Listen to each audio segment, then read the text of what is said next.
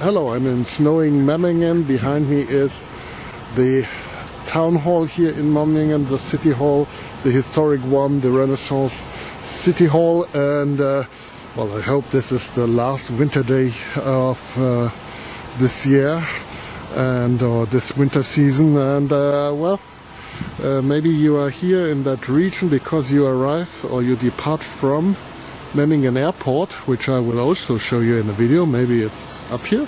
And yeah, so I will show you that Memmingen actually is worth a visit. And before my hands freeze off, let me show you what I see here and what you can see when you come to Memmingen. Memmingen is located an hour and a half southwest of Munich. If you take the regional train there and sit on the right side, you can see Jewish memorial stones just before Kaufering. They likely commemorate the many satellite camps of Dachau concentration camp located around Kaufering. If you know more about this, feel free to leave a comment. The Memmingen train station is right next to the Old Town. Buses to Memmingen Airport also depart from here. Important, take bus 810A, not just 810. Just a few steps from the train station deeper into the city center, you'll pass the Salzstadel. This large salt warehouse was built in 1474 and underscores Memmingen's importance in the salt trade between Munich and Switzerland. It served the purpose until 1803. Today it is used for other commercial purposes. The next stop is the former church of St. Peter and Paul. It was deconsecrated in 1823 and now serves as an event venue. But I wasn't so lucky with the churches during my shoot. They were always locked. At least I was able to film a bit inside here, as the church's Baroque stucco is definitely worth seeing. Right next to it is the market square. Here in 1524 the citizens of Memmingen demonstrated in favor of the Reformation. First Calvinist, later Lutheran. This turbulent religious history is also reflected in the local cuisine, but more on that later. Surrounding the market square are several imposing buildings, such as the Renaissance Town Hall, which was built in 1589. To the left is the richly decorated tax office, the medieval administrative building of the Free Imperial City of Memmingen, which was erected here in 1495. To the right of the town hall is the Großzunft, the clubhouse of the city's most powerful guild. Many of the houses here around the market square bear witness to the former prosperity of the free trading city. The fountain has been decorated as an Easter fountain, a custom prevalent in some regions of Germany. You can also find stork nests around the market square, but the storks didn't seem to be feeling very comfortable in this weather either. Behind the market square stands the Witch Tower. It is the former prison tower built here around 1150 during the time Memmingen was founded. A few witches were certainly imprisoned here, even so Memmingen wasn't actually a center of witch hunts. In any case, the Easter decoration makes the tower look much friendlier today. Memmingen boasts one of the best preserved city walls in Germany. Right next to the Witch Tower is the entrance where people could still enter the city even after the gates had closed.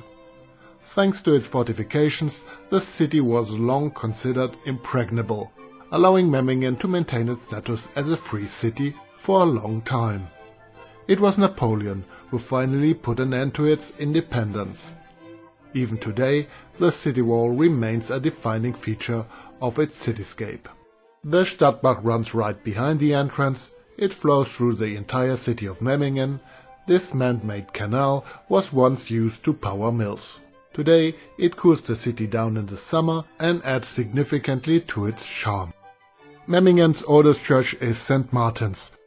The late Gothic building was constructed in the 15th century and served as a center of the Reformation. As I mentioned earlier, I didn't have much luck with the churches that day, and St. Martin's was also closed. I would have loved to see the interior, since it still features medieval frescoes and the choir stalls are also from that era. At least I can show you a few freely available photos from the internet. I had better luck with the Antoniter house south of St. Martin's. The former monastery of the Antonite order also houses a small free museum. There you can learn more about the monastic life. The term St. Anthony's fire originates from the Antonites. This refers to ergot poisoning. Fortunately, this type of mushroom poisoning in grain is virtually non-existent in modern agriculture. The other section is dedicated to the Memmingen artist Bernhard Strigel, who was a master of late Gothic art. Many of his impressive works of art are on display here. Another landmark of Memmingen is the Seven Roof House. It was built here in 1601 for the Tanners Guild. It was severely damaged during World War II. The filling material between the half-timbered framework was blown out, but the basic structure remained intact. This made it possible to fully restore the building. In general, the southern part of the old town was hit somewhat harder by bombs, while the northern part remained largely intact. Incidentally, the fact that the house has 7 roofs is not an architectural quirk. It was built this way so that many windows could be opened under the roof to dry the tanned leather. At the very southern end of the old town stands the Protestant parish church of Our Lady.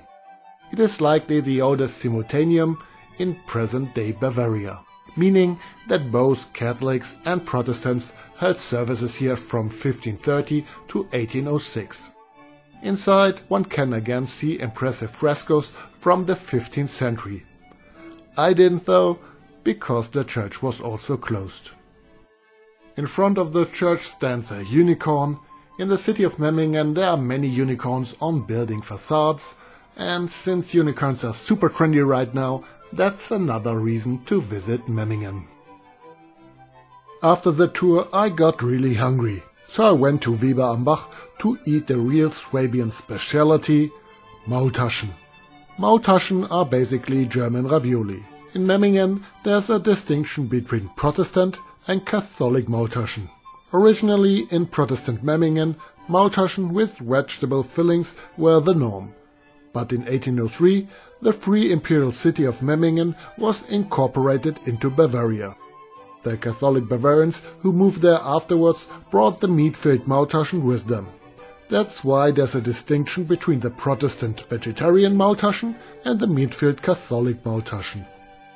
Since I was fasting at the time of the shoot and wanted to avoid meat, I would have preferred the Protestant Maultaschen. But the only ones available were filled with meat. But that actually fits very well, because Maultaschen are also called Herrgottspreisserle, God's little cheaters. The monks hid the meat inside the dumplings, so that God wouldn't see that they were eating meat. To be absolutely sure, they also colored the meat green with spinach or other herbs. Well, as an atheist, I didn't really care either way. It was very tasty, and that's what counts. So next time you're flying in or out Memmingen Airport, don't just rush through. Give this city a bit of your time, especially if you arrive early or leave late. It's absolutely worth a stop. If you enjoyed this video, consider subscribing. I make more content like this all around Munich and Bavaria.